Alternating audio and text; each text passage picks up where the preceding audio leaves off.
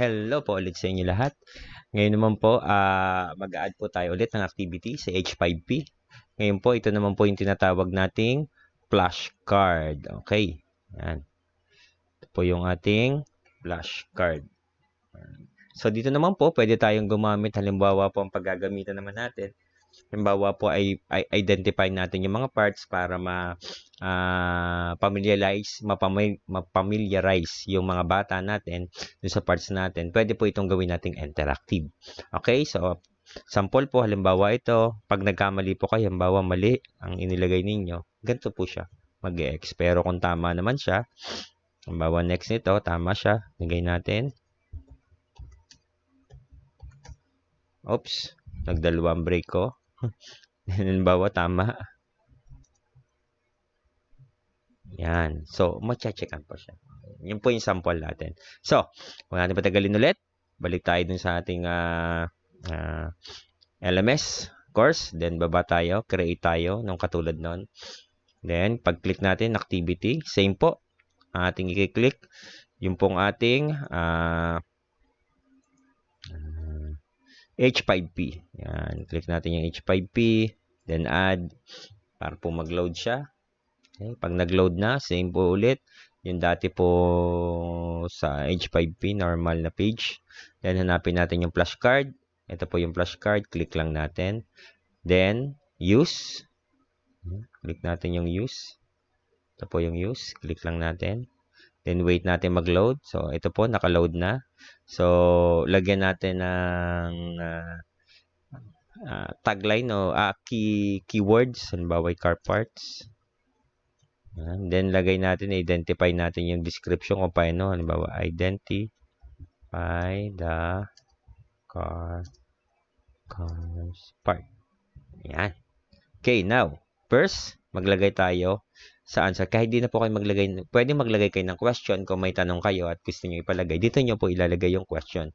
Halimbawa ay may image, then may question. Pwede pong ganun. So, answer na lang kasi image na yung magiging question ko. Halimbawa pong answer ko dito ay brake fluid. Yan. So, sample lang po. Hanap lang po ako ng balabalayo ng brake fluid. Okay. Lagay ko lang. Okay. Yan, naka-load na. Now, balik ako sa taas. Meron po tayo ditong add card. Click lang ulit natin. Then, doon po ulit. Ulitin lang po natin yung ginawa natin kanina. Click lang natin. So, hanap lang ako ulit ng lalagay ko. Click ko to. Yan. Tapos, ito ay drum brake. Okay. Then, add ulit ako. Same process. Click lang ulit. So, add lang ako ng image. Hanap lang ako ng image. Then, lagay ako this brake. Okay. Now, so and so on and so forth. Mga kahit ilan po ang ilagay ninyo kung madami kayong gustong pa-identify, lalo na pag ito nilalagay natin sa mga identification ng mga tools and equipment. Pwede po ito.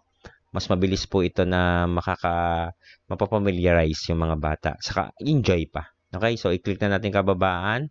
Atin munang at is na lang to, default, then save and return to course tayo. Okay.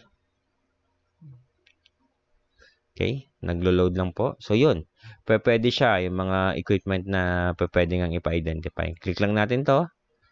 Then, pupunta na tayo dun sa ating ginawang activity ng h5p. Which is, yung identify nga nung ating mga car parts. Okay na. So, ito na siya. Okay. Ito yung kanina ay brake fluid. So, then, next. Yung mali natin. Halimbawa na i-brake. So, mali. Click lang ulit. Halimbawa ito ay yun. Okay po.